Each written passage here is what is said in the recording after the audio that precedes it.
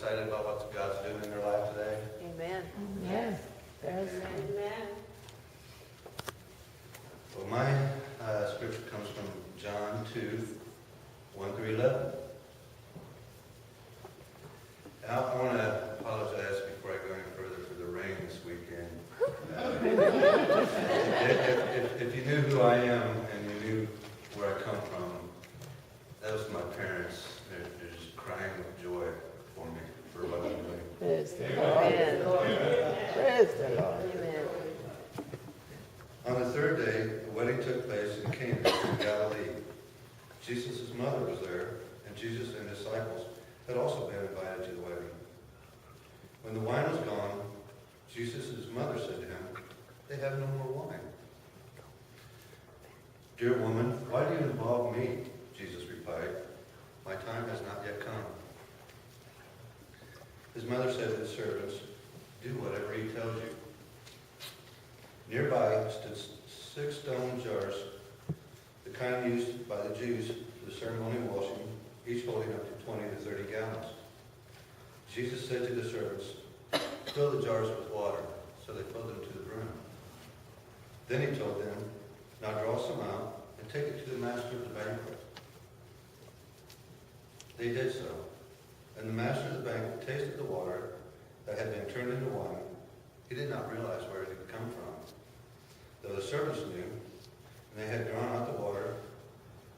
Then he called the bridegroom aside and said, "Everyone brings out the choice wine first, and then the cheaper wine after the guests have had too much to drink, but you have saved the best till now."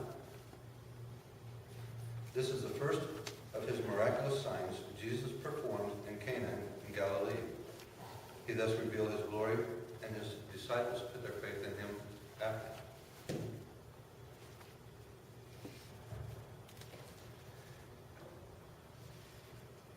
We are at the wedding, as you know, and weddings in those days were up to a week long.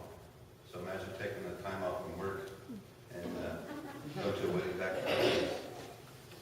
We are in Cana, a city in Lower Galilee, which is about 5 miles northeast of Nazareth. This is something I mentioned, but I will not speak on, as I choose to focus on the first miracle and the events of surrounding it. As the wine runs short, Mary says to Jesus, "They have no more wine." Jesus responds, "Woman, what do I have to do with thee? My time has not yet come." Back in those days, woman was not a disrespectful thing, as sometimes it is today. Woman was a sign of respect, as today we use the term lady. And so I just wanted to touch on that. And as I was studying this here, my mind went to Jesus saying, "Oh, Mom, do I have to?" When he says, "What do I have to do with these? My time has not yet come." He is saying, even though my ministry has not yet begun, I will take care of it. I love this part, because this was Jesus' beginning public ministry. This today is mine. Trusting Jesus, Mary tells the servants, "Do as he says." By the way, so should we. And for the record, these are Mary's last recorded words. Jesus tells them to fill the 6 stone jars to the brim. Notice there are 6 jars. Is that a coincidence? I don't know. I don't think so. 6 is the number of man. And I think Jesus is telling us that even unto man, he can perform miracles. And by the way, each jar, it says, held up in some versions, held up to 2 to 3 firkins. Firkins is the Hebrew word, and by which our word today is 9 imperial gallons. You got 9 gallons per firkin. You got 6 firkins. That's a lot of wine. It's 162 gallons of wine. It's a lot.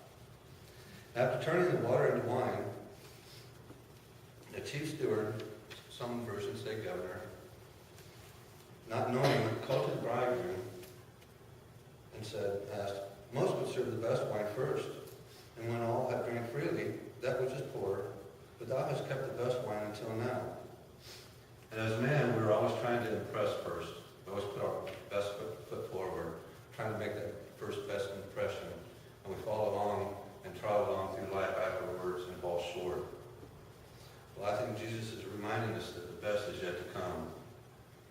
as we trod through life here on earth, in the kingdom of heaven is where we will serve best. And just as the chief steward calls to the bridegroom and asks for the wine, we are reminded that we are the bride of Christ. And when we ask of him, we will get true answers to all of our questions. And as you know, this is the first miracle that Jesus performed. And what Jesus is showing us here is that something as simple as water can be made good. And as we as human beings, made up of flesh and bones, can be made good, no matter how simple we see ourselves. Jesus manifested his glory, and his disciples believed, and so should we. You know, there are over 6.9 billion miracles performed each and every day. When he wakes us up, when he gets us out of bed, those things are manifested through God's grace through Jesus Christ. They occur every time the sun shines. Wakes up and we see the sun rise and shine. When he brings the trees and the flowers and animals to life, those are miracles. We can perform the same miracles ourselves. When someone is having a bad day, share a smile. When someone is grieving, share a loving hug. When you meet a new friend, smile.